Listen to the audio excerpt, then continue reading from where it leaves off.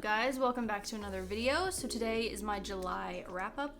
I'm pretty excited to talk about July's books because I am pretty deep into my Reading Around the World challenge. I've got 3 or 4 here in my stack that I have read for that challenge. 1, 2, 3, I think, that have worked for like different countries around the world, like translated novels and such. I also finished an author's entire oeuvre, so I finished everything that they've written, at least everything that I could get my hands on. There were a few things that were like out of print, but I read everything that I could. Okay, the first book that I read in July was Midnight in the Garden of Good and Evil by John Barrett. This is a mystery thriller. That's how it's kind of pitched in the synopsis. I will say you have to read about 50% of the book to get to the murder. The entire first half, like several hundred pages, I felt like 168 to be exact, is just you getting to know the people in Savannah. The whole reason why I read this one was because boyfriend and I went to Georgia for the summer. I wanted to read something that was like geographically fitting for where we were going. Anyway, you have to be patient with it because I feel like unless you're the type who just likes character description, the entire first half is gonna feel really long. The writing is there, the writing is really good, but I wasn't expecting to. I literally thought there was like a mistake in the blurb. I was like, I thought this was supposed to be like a murder mystery. So it takes a while to get there, but when it does and it picks up in part 2, then I would say it's worth the read by the time you get there. Because it dragged so much for me in the first half and there's not a lot of plot going on, I did only give it 3.5 stars. Alright, the next book is one that I've had on my TBR. It technically checks the box for South Korea. Yeah, I saw this one, I think, first like on Pinterest or something, and it's just a gorgeous cover, so that's why it's been on my TBR for a while. But then I realized it was a translated novel, so then I could use it for my Reading Around the World challenge. This was awesome. This was easily relatable because it takes place over the course of a day and a night on a very, very hot summer day and night, and here in Oklahoma, I mean, the humidity and everything, it's pretty bad in the dog days of summer, so I could definitely relate to feeling like you're just melting. There were some really great quotes in this, like quotable passages, even though it's pretty short. I love the different motifs that kept popping up. There's a lot of language around darkness and shadows versus the light, so like contrast of dark and light. There's mentioning of ghosts a couple of times, so very kind of a mysterious sort of vibe to it. I feel like I will never unspool like the plot of this one. It definitely has almost an Alice in Wonderland vibe, just in the sense that it feels very surreal at times. I think one of the characters even says at one point in time, like, oh, we're just the product of each other's imagination. And so I kind of wonder if it's just sort of a thought experiment on the author's part, and it's just supposed to be like literally we're trapped inside someone's imagination. It feels very fever dream-esque. I think that may be one of the descriptors for it, is that it feels kind of dreamlike. That is accurate for sure. I also felt a sense of deja vu because you get some of the same descriptions repeated for different characters, and so you're like, wait, I've heard this before. And part of that is like the translator's accomplishment as well, translating it in a way that feels very viscous, and like you could just feel the thickness of the heat, just that whole discombobulated feeling. That's kind of how this makes you feel. You will like it if you don't mind that sort of wonky deja vu, like world on a tilt kind of vibe in a book. Next up was one I did not have any plans on reading anytime soon, and then I read Mary Oliver's Upstream last month, a couple months ago, something like that.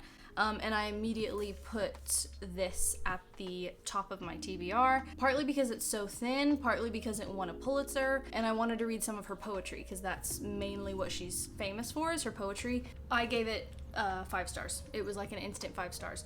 I think my favorite thing about it is her love of nature really comes through quite strongly. She describes like nature as her church or her temple, which I love. I feel like it's such a fitting description, because I feel like out in nature a lot of times is the place where we do feel the most at peace, the most seen. Out in nature, it's just, you're just being, like, you're literally just existing, and there's nothing wrong with it. You're just, you know, you're not judging anything or anybody, nobody's judging you, it's just, you're just existing. I feel like that's how like that's how we're all supposed to be. So it's for the soul. I feel like there was a really long stretch of time where I read no poetry. I just thought, oh, I'm not gonna get it. I don't know why I thought that. I guess because in like college, and you know, when you're at university and you're studying poetry and you feel like everybody in the room is like interpreting it a certain way, and you don't get that, you feel like that's wrong or you're missing something. And so I always felt like maybe something was kind of going over my head. But with this, she's pretty straightforward, so I would say it's very accessible if you're scared of poetry and it's not normally your thing. This would actually be a really great like starter poetry book. I feel like it's easy to get, if that makes any sense. So highly recommend all of Mary Oliver's stuff. Okay, next was a DNF. I'm very sad about this one. I feel kind of like a failure, and I'm trying to get out of that mindset because I know it's so important. It's literally like a reader's superpower to be able to put down a book when you know it's not for you. That is okay, and give yourself permission to put it down. Maybe come back to it later. That was the advice that my an old English teacher gave me. There's like 5 characters named Jose. I can't, like, I'm struggling with the style of the prose. I just, you know, and she was like, put it down, maybe come back to it later. So that is Gabriel Garcia Marquez's 100 Years of Solitude. This was for my Reading Around the World challenge for Columbia. I thought, what a better book. How can I not read this book for Columbia? It's so incredibly well known and awarded. I mean, it won a Nobel Prize for literature. Like, it's the book for Columbia, right? It's not the book for me, unfortunately. I think his style is so unique and really interesting. He talks about, in the back, I did flip to like the interview in the back where he talks about his like writing style and stuff, and he talks about how he writes like his grandmother used to tell stories.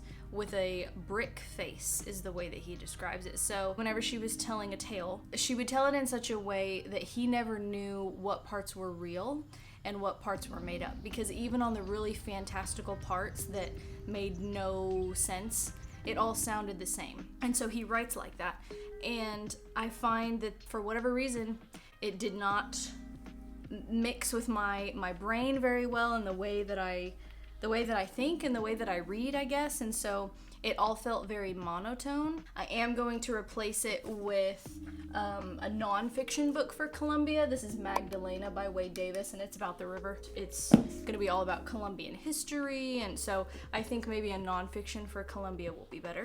The next book was one I really liked. It was a lot shorter. It is for Thailand, so it's translated from Thai. This is Veeraporn Nitiprapa's The Blind Earthworm in the Labyrinth. I am probably totally butchering her name. This was really weird, but also very emotional, and I really loved it. I ended up giving it 4 stars. It's only like 200 pages, so I think I read it, I don't know, in a couple sittings, maybe over the course of a couple days. The main thing it focuses on is 2 sisters, and then like an orphaned boy who comes along. So it's heavy on the relationships, family dynamic, parents, the loss of parents. The word labyrinth actually comes up multiple times, so you are kind of left as the reader to figure out exactly what the author might mean by that. There's a literal labyrinth, and then there's also like the labyrinth of time comes up a little bit. Different uses of the word, which I found really interesting. This idea of fate, it kind of underlies everything a little bit. It's very subtle, but I kind of liked this idea of misconnections. Like, how many times have we missed a train and, you know, there was somebody on it who we would have met who would have changed our life. A major theme was like how the people that we meet shape who we become. In the synopsis somewhere it says it's supposed to feel like a Thai soap opera, so that's kind of the vibe it's supposed to give. It's also described as a fever dream, like Untold Night and Day was. And I will say, I feel like they definitely both have times where you're like, I don't really know what's real right now, and what might be just happening in somebody's head. I would say this one more so feels like you're literally in a dream. It's definitely open to interpretation at the end, but I do like that it kind of comes around full circle and gives you an idea of what the author might mean by that title. I did give this one 4 stars. Next is another really short one. This was one I was excited about because it is the final Joy Harjo book, and so I can finally do my whole video about all of the poetry and biographies and everything that I've been reading by her over the course of the last couple of years. She is a Native American writer. She's been the poet laureate for like 3 terms. She's not currently, but she was in the past, which is really incredible. She's a musician. She plays the saxophone. She's got 2 memoirs, and they're both excellent. This also feels almost like a third memoir. It feels like a mix between memoir and poetry, which I found really beautiful. Essentially, there are 50 tiny, short little baby chapters.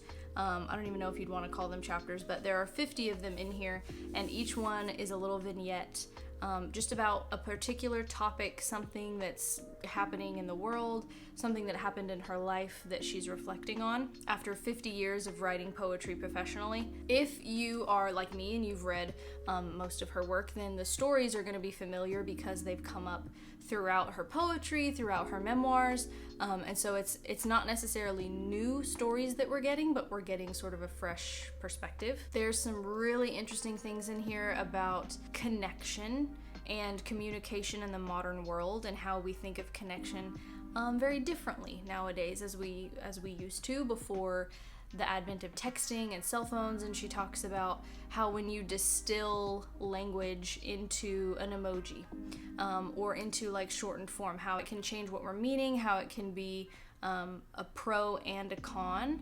I think those were the little vignettes that were the most powerful for me because it's been something on my mind for a while. I am stepping away from like Instagram shorts. That's one that gets me. So stepping away from like short form content.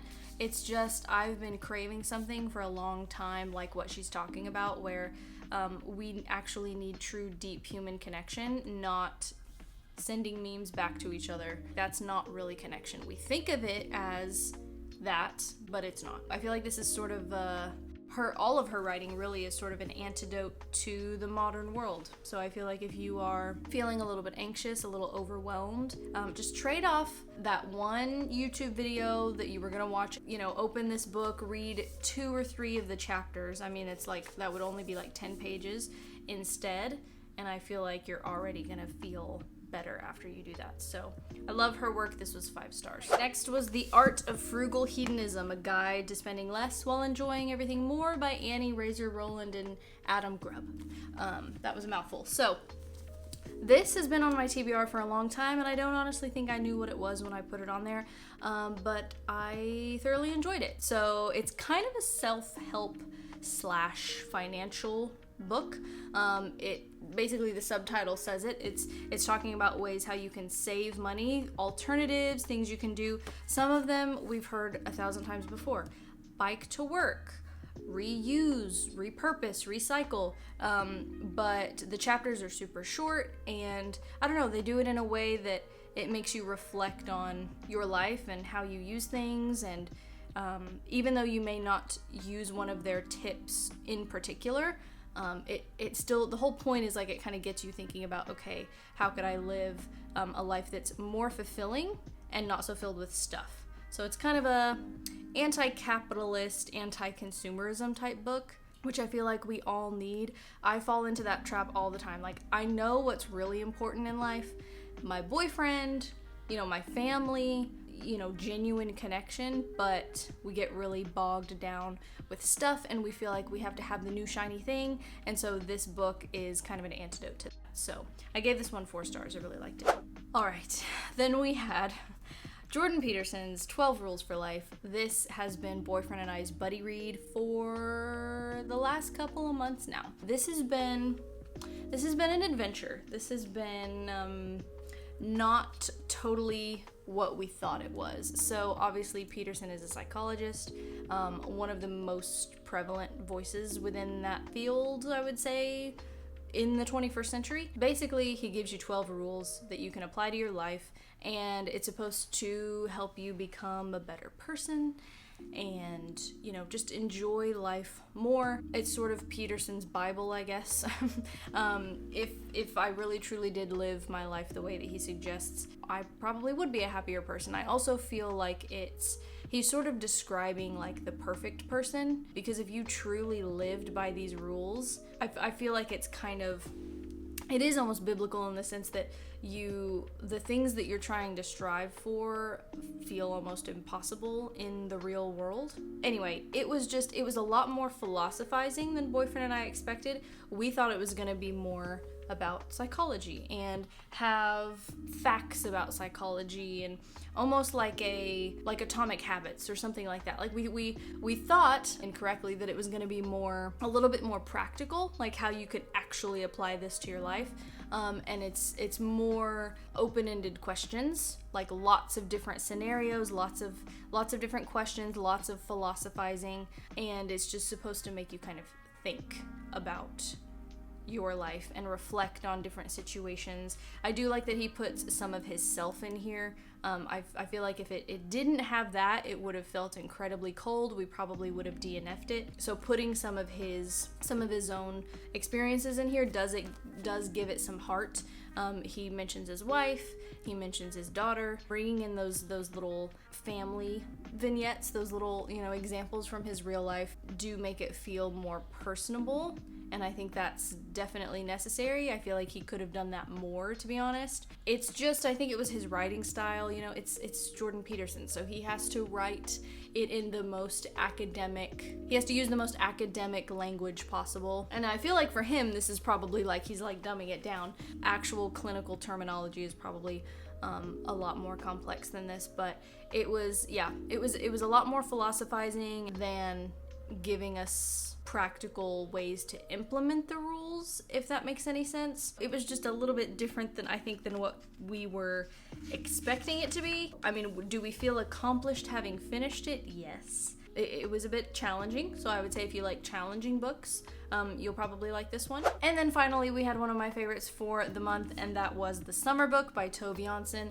This was another one for my Reading Around the World challenge. This was for Sweden, I believe, right? I need to start putting like a sticky note or something. Oh yeah, translated from the Swedish, yeah. This was actually, I think, recommended to me by a subscriber. I'll see if I can find that comment and then put it on the screen. I think that's where I first heard about it. Yeah, I loved it. It's so wholesome. It's basically following a grandmother and her granddaughter, her 6-year-old granddaughter. So you have these two very strong female voices. You have the grandmother, who's kind of embittered by the fact that she has to like walk with a cane and just, you know, she's limited by her age. And then you have the very like spitfire 6-year-old who just says what she wants and kind of does whatever she wants to do. They are living almost alone, almost entirely isolated out on this island, I believe in the Gulf of Finland, living a very quiet, humble life. A lot of descriptions of nature. I said in my notes it feels kind of like a Scandinavian slice of life. It's very much just like day in and day out, like these are the things that they're doing. They end up stumbling upon almost kind of breaking and entering into a big mansion that's built on like the next island over. And they're not used to neighbors, like they're not used to other people being around, and they're very curious. And so there's like a really funny scene where they end up, like I said, basically breaking and entering.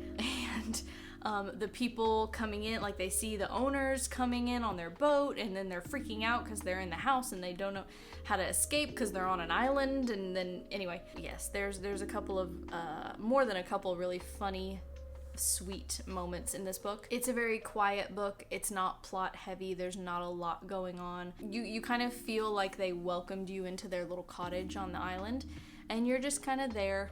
I didn't actually find any really quotable passages, like with really beautiful, lush language, because the writing is very simple, but I feel like that's actually its strength. That's not a weakness. Overall, it was a really short, simple read. It would be a really good one to take like to the lake or something, like to take on vacation and just kind of, you know, you're not having to think too much about it. It's just a really simple, sweet book. It has a nice balance of heart, but also humor. It was just a really sweet book. I gave it 4 stars.